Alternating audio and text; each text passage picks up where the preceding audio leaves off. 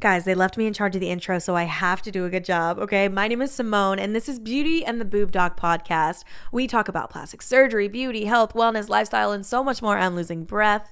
We have our very own board-certified plastic surgeon, Dr. Farber, aka the breast expert, aka the Boob Doc. And then we have the beauty, which is supposed to be me, and I'm thankful for it. Listen, it's a title I am willing to accept at this time, no questions asked. Anyway, thank you all so much for listening. We appreciate you. So without further ado, let's get into it. You know what you said when people come in, women come in and they said that they had multiple surgeries and they realized that when they were younger, like 17, 20, 20 something, they initially wanted really large breasts. And then as they got older and they had kids, they realized they wanted to like be able to put them away. And so they come to you and they want something more pretty and proportionate. And so people's aesthetic preference changes over time, perhaps based on different things. But like one thing that's, and this could just very well be my opinion, that is timeless is a more natural aesthetic, which I think is what you lean towards, a timeless where you can like get it, you know. But then again, I feel like if you I don't know, Simone. If someone wants a very augmented look, I'm more than capable of performing a very augmented look. But the people, in my opinion, who come and see me want a more sophisticated look, want a more elegant look. And it's not to say that a very overly augmented or larger breast aesthetic is not sophisticated or elegant, because it definitely can be. I just think that when you are performing surgeries precisely and technically and meticulously and methodically, it's much more difficult and challenging. Yes, you can put a very large implant in anyone and it's just going to look like a very large implant. It's the more challenging thing to do to really put an appropriate size implant in, or do an appropriate liposuction case, or do an elegant tummy tuck on a very athletic, woman to really, there's nothing to hide behind. Everything's right there. You can't hide behind the size of an implant. You can't hide between aggressive liposuction. Everything has to be anatomic. Everything has to be natural looking. And I've said it before. If someone says, "Who's your plastic surgeon?" I failed. You don't want to walk into a room and have your breasts come before you. You don't want to be putting a bathing suit or a dress on and have it just not look like you did all the work. I mean, I have a lot of younger patients today that want a more natural result. And so they always start off saying, well, what size? I want to be a 32C. I want to be a 34D. And you've heard me say this a million times. We don't talk numbers and letters here, because a bra size could potentially be the absolute most confusing, unrealistic, non-precise way to communicate about anything. And when we're doing what I do, and there is a very high level of artistry and there is a very high level of science, I can't rely upon measurements or discussion points that are silly. Well, what else do we know? I'm for going to tell you, Simone. Because, like, as a woman, you only have one. Ready? Yeah. This is the way. Way of measurement. This is the way. I communicate with this, and I tell my patients this is a multiple choice question. This is not a fill in the blank. Today I had someone say, "Well, I have a question." No, you don't get to raise your hand in the middle of a test and say, "I have a question." So here's the multiple choice question. Are you ready? Ready. Choice A. Do you want to look perfect? Do you want to look, choice B, on the larger side of perfect? Or do you want to look on the smaller side of perfect? Period. A, B, or C. That's like Goldilocks. And so basically the reason this works is because people choose me because they like my aesthetic. They choose me because they like my body of work, my consistency. And when you look at my work, you say, wow, those are pretty, and those are pretty, and those are pretty, and they're all pretty. And then I say to them, well, why do you think that is? And yes, it's my style, it's my operative technique, but it's also because we're choosing the appropriate size implant for people. This is specifically with regards to breast augmentation. So once we're in the range of, okay, we like what we're doing, we're trying to do pretty and proportionate breast work, we then do what's called biodimensional planning. So that's taking measurements of the body and choosing an implant that will fit the body pretty and proportionally. And there's only about 4 or 5 implants that are going to fit your body. So this is not a pick out of the hat situation. This is not, oh, my girlfriend is this size, I want this size. Because again, a 5 foot tall, 100-pound woman is way different than a 5'6", 140-pound woman, which is way different than a 5'10", 185-pound woman, or 6 foot tall, 120. Again, and then all those different biodimensions are going to have different aesthetics. Some people are going to want to be small. Some people are going to be large. So this has to be a unique kind of selection. Not one size fits all. My friend had this. Correct. I want this. Here's a random number. Right. And so once we're in this range of implants based on your anatomy, specifically, in my opinion, I think the width of the chest is critically the most important. You're only about 4 or 5 implants that are going to truly fit your body. And so once we're in that range of 4 implants, there's going to be one that fits your dimensions perfectly, and that's the perfect. There's going to be 1 or 2 maybe on the smaller side that are going to fit your body, that are going to be a little bit on the smaller side, and 1 or 2 on the larger side of that perfect. And that's why the ABC comes in, because once I have an understanding as to, okay, do you want to be perfect? Do you want to be a little bit bigger, a little bit smaller? Because you chose me because you like my work. And you like that pretty and proportionate breast aesthetic. And when there's a repeated, you can pick my breast out of a lineup every single time, no matter what the size is, no matter what the body type is. So your result is going to look that way. And it's just a matter of little tweaks. And to take it even one step further, implants that in this range, they're only separated by about 25 cc's. So what does that mean? Well, 30 cc's is an ounce and a Coke can is 12 ounces. So the difference between 2 implants within this range is less than a 1/12 of a Coke can. Very, very, very small. So if you're me and we're trying to be perfect, yes, it matters. But for the patient, it's imperceptible between one implant size. So once we're in the range, it's very easy to say. So that's why bra sizes, I don't know what that means. My whole goal is to have you look in the mirror and say, Dr. Farber, perfect. I'm so glad it's exactly what I wanted. That's our goal. Right. I was about to say, because when you walk in, I'm just thinking, you have an idea of the cup size that you want because that's your only measurement. As a patient. Yeah, as a patient. The only form of measurement that you really know. So you're walking in okay, I'm an A to start. I want to be a double D. And you just shut it down. You're like, that doesn't really matter. Because, you're saying that the difference between one implant and the other 25 cc's, we wouldn't notice the difference. Well, I think that no one really... So I try not to shut people down, although I think I do a lot. And it's one of those things. But the concept is that... We try to give the facts. Bra sizes are so variable. A bra at Victoria's Secret is always going to be 1 or 2 cups larger than any other bra out there. Why they do that, I don't know. But everyone is at least a D cup at Victoria's Secret. Everyone. And so it just is a difficult way to communicate. And one other thing that I think is important. So everyone comes in talking about profiles. And I think that this is a very large misconception also, in the sense that profiles really speak to the projection of the implant, so the height of the implant, not, from top to bottom, but more from how much it projects from the chest. And so typically a higher profile implant is going to maybe be a little bit more round looking because it's not going to be as wide. It's going to be more conical or projected. Now, I use profiles not because someone says, okay, I want a high profile, and not because they say I want a more augmented look. If you want to get really technical with it, you have to maintain the base width of the chest, right? So the chest width is the critical measurement to determining implants.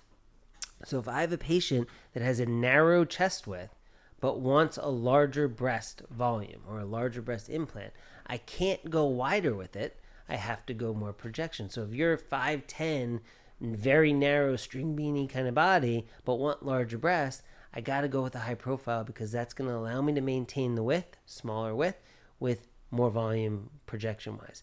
And similarly, if I have a wider chested woman, I did a patient yesterday who had a wider chest. It was her body. She was very skinny, but she had just a wider chest. And she did not want to be big at all.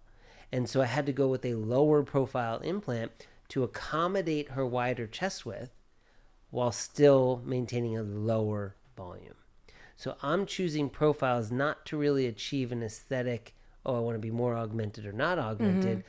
I choose it to be able to get an overall breast aesthetic of being a little bit are A, B, and C based on your body.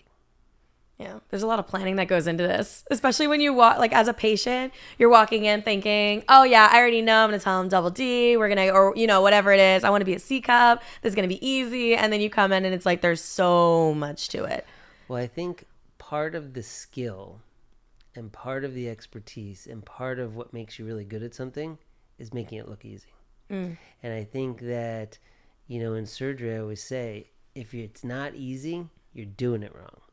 And so, you know, if we're trying to do a procedure, if I'm teaching my residents and we're kind of doing something and they're struggling, you're doing it wrong, man. You got to kind of figure it out. But the concept is, if you can make something look easy, you can perfect. You're doing it at a very, very, very high level. Oh, I'm happy for everybody who's going to come in and get a rude awakening when they like get all debunked, all the misconceptions, all the internet stuff about high profiles and CCs and cup sizes. You know, it's interesting because I have a very straightforward way of talking to patients. And I think that, you know, initially in the consult, it might take people a little, I mean, most people watch me on social media so they know what I'm all about. Mm-hmm. But I think initially when someone says, okay, I'm like, slow your roll. Let's really kind of get down to it and talk about it. And I think that by the end of the consult, that's why I run late all the time because I'm always talking. But I think by the end of the consult and people are really educated about what's going on and they really understand the process and they understand why we're choosing one versus the other, I'm on your side. I am on your side all the time. I just want you to be happy. But it requires a little bit of understanding. And the patients that say, oh, my girlfriend has this, and they went there and got that. No. Yeah. We love the straight up breast augmentation aesthetic. I mean, I do personally. I think it's flattering. It looks nice. And it's very popular as a request for patients that come in. They're like, okay, I want to look like this person. What do you mean straight up breast? Like straight up breast augmentation, meaning like didn't need a lift, didn't need any like technical internal bra or anything like that. It was like a primary breast augmentation, but you don't know that because you look at them in a bathing suit and you just think that's breast augmentation. And as someone like prior to being in the field, I thought it was just one thing. I thought breast augmentation or breast surgery was the same across the board. And then now coming into the field, I realized you could have a lift and it could be one of 5 lifts or, you know, or you can be on your secondary or tertiary breast surgery and it's not the same as when it was primary. Nice word. Nice usage of tertiary. Oh, thanks. That's good. I work in the field. I like it. So, you come in and you like learn all this new knowledge about it. So, you know, it's funny. This is all stuff we talked about today. So another patient today, it was interesting. She had been to a bunch of other consults and I was her last one. And typically that usually happens where, you know, you go on all these consults and then they save me for the last to kind of to sum it all up. Right. And you're also booked really far out. So. And I'm okay, fine. So maybe that's why. Wait a long time. That's why it is. I just, if they can get in. I mean, anyway. Fine. So maybe that's why it is. Anyway, so what I often say to patients, and she was a young woman, probably in her 30s, and she could have very easily potentially just had straight up breast augmentation. But she had a larger breast volume, she had a little bit of breastosis, which is a medical word for droopiness, and she really kind of would have benefited to get the best result, the 100% result, the grand slam, the kind of results that I strive for every day. She needed a lift. And like you said, there are various different degrees of lift. She was younger, you know, maybe young 30s. She was hadn't had children, was planning on it down the road, way down the road. And I didn't want to give her a full breast lift, you know, where the incisions and the scar burdens may have been more significant. But she needed something. And so we were really talking about the fact that she had been to 4 other surgeons and none of them really recommended a lift. And so it's not to say that they were right or I was right or either one, but I often say that sometimes when I see results, the results look unfinished, not polished. And that I attribute that sometimes to potentially patients or surgeons doing a breast augmentation and not doing a lift. And there's a lot of reasons. Some patients don't want it. But in my opinion, you got to do the right operation for the right patient. And there are a lot of circumstances, there's pros and cons, and we weigh them both. But in this particular patient today, she really needed a little lift, a small, mild donut lift, as we called it. And that was going to take her from a good result to a great result. And it was going to be polished and finished. And people have described my work as just looking polished and finished as opposed to messy or unfinished or unpolished. And I think that's where patients get into trouble, where they don't want to do the right operation, potentially because they don't want the scars or the downtime or the recovery or the expense. And they're kind of a little disappointed that they may not have gotten the results they wanted. Now, along those lines, though, it's all about expectations. And so we also have these conversations where you have to really prioritize. Number one, you want to prioritize having the number one Grand Slam world-class result. Yeah, I was about to say, what are the priorities? Like, what should someone's priority list be? So in my opinion, there are two. You have to have top priority. It has to be the thing that guides you in terms of what procedure we perform, in terms of what surgeon you choose, everything. So I really think it usually boils down to two things. One, I want the rock star result, and I'm willing to do everything to get that. Two, I don't want the downtime. I don't want the recovery. I'm willing to sacrifice a little bit of that aesthetics for some other. Is it you don't want the downtime? Is it you don't want the scar burden? Is it you don't want the expense? And so if you're prioritizing any of those things, it's fine. It's your body. You can do whatever you want. But you have to have the appropriate aesthetic expectation if that is your priority. So if you are not prioritizing number one, the aesthetic outcome, something has to give. And so my job is I always want to be honest with my patients. I always want them to be knowledgeable. I always want to tell them the truth. I always want them to be making the best informed decision for them. And so some people may guide their recommendations on other things that are not as true, or they're not as true to the heart. And for me, I would much rather you understand all of these facts and choose what's best for you. I'm never going to do something that's not safe. I'm never going to do something that's not ethical. I'm never going to do something that I don't think is going to look great. But some people are willing to accept a 92% aesthetic and not have the additional scars. And that's totally, totally fine. Whereas other people say, you know what, I'm clothed, I don't care as much, I'm married, whatever, and I want the best result possible with the best shape, the best contour, the best everything, and I'm okay with it. And that's, you have to have that conversation. You know, thank you for that. Honestly, thank you. Because as a physician and as a provider, we trust you so much with, like, we're like, you went to school, you're the guy, like, we trust you and put all the faith in you. And we do that for, you know, all the doctors, honestly, speaking as a patient. And you trust that they're, like, doing the right thing and setting you up for success. But, like, what you do by setting realistic expectations is, like, taking what you know and just bluntly telling us straight up what we need to know. Like, yes, you can sacrifice this for that. Like, you don't want the downtime, but it's going to look like this. And you don't hold back. You're like, it's going to look like this. If you're happy with it looking like this, then we're good. Which I feel like we need to know that, because I don't know what the bad part is going to look like. I don't know where it's going to fall short or what it's going to, you know. I really think that it's critical. I mean, that is what I guide my communications with my patients. The whole thing, and every single patient that is listening to this has heard this. And it's just, when I realized that this is how I wanted to practice medicine and plastic surgery, I was leading with a pure heart. I wanted to tell my patients, even if they didn't like what they were hearing. I'm sure a lot of patients don't come and see me or don't finally end up having surgery with me because they're like, nah, not my vibe.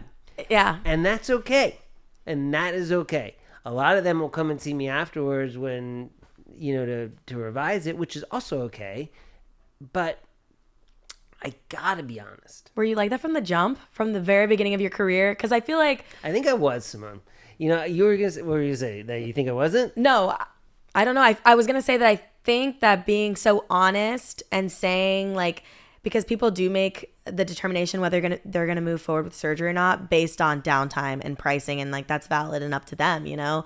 But then they sacrifice the result, and so I don't know, if they're not willing to give on one of those, they don't go with you, and so you lose the business. And so how do you have a career where it's fruitful and so many patients if everybody's not going to you because they're prioritizing different things versus a select few who are like, yeah, you know, I don't really mind this and that. You ready?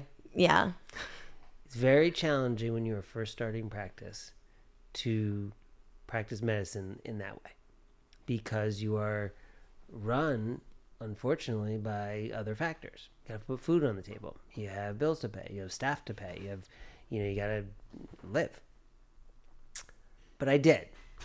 And I think when you lead with a pure heart, everything will happen eventually. It takes time. And I was always willing. I had a mentor when I first started practice where, you know, when you're not busy and you're running around to all the years, and he's like, you just got to do everything.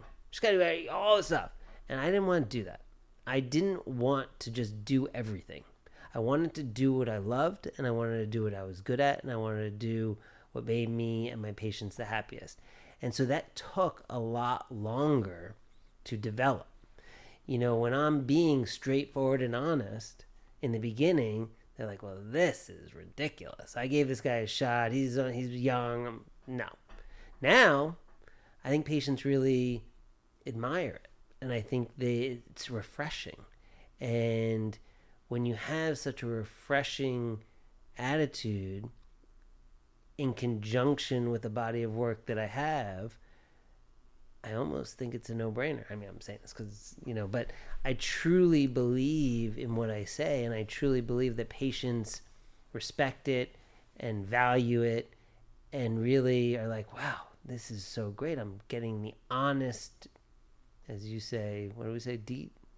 Tea? The honesty! The honesty. Well, I was going to say, because when I tell patients, when they call for consultations and everything, and they're doing their rounds for consultations, and they're seeing different surgeons, and they're hesitant because, you know, your timeline is annoying and you're booked out. So they're like, oh, I wanted to have surgery, you know, next week. I wanted to do it soon. I don't want to wait that long. I'm like, I put a premium on how important it is because obviously it's their body and this is a big decision, surgery. And then I'm like, if you are willing to wait, I think the consultation alone is invaluable because you're getting the honest truth. He's going to look at you, and after 15 years of experience and everything that he is going to be a breast expert, is going to be able to tell you what your body's capable of producing, and here are some plans, and it's like worth the consideration, worth the consultation itself. Even though he might be running late and he might take forever inside that room, it's worth it. But you know what's interesting though? I am always running late, but it's because I take forever in each of the rooms, because every patient deserves. Well, I stand in the room, so that's why I'm making fun of you, because I'm there with you. My back. No, I'm just kidding. But yeah, you do. Every time you walk into a room, it's like restart, and you go in and you have the floor and you're with that person until there's nothing left to say. Right. Literally nothing left to say. Well, it's like another one of my mentors used to say, surgery is a one-time event for the surgeon and a lifetime event for the patient. And so I take it very seriously that patients sometimes have traveled very far and they've expended a lot of resources to come and see me, and I can't phone it in. I have to give everyone everything I got every single time.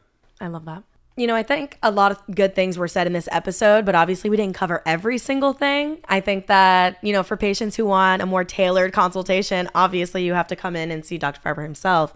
But to kind of understand the gist of where you're coming from and your approach to plastic surgery, and more specifically breast augmentation, this was a good one. I think there's a lot of gems in here that I'm going to have to like re-listen to and catch again that I hear in your consultations, but they resonate. So thank you for sharing those. And then I'm sure other episodes we'll have more discussions about different surgeries. We didn't even get into tummy tucks or anything like that, which is the fun stuff. So, and the combination surgeries. Absolutely. I'm excited. Me too. That was good. Thank you for sharing. Thank you.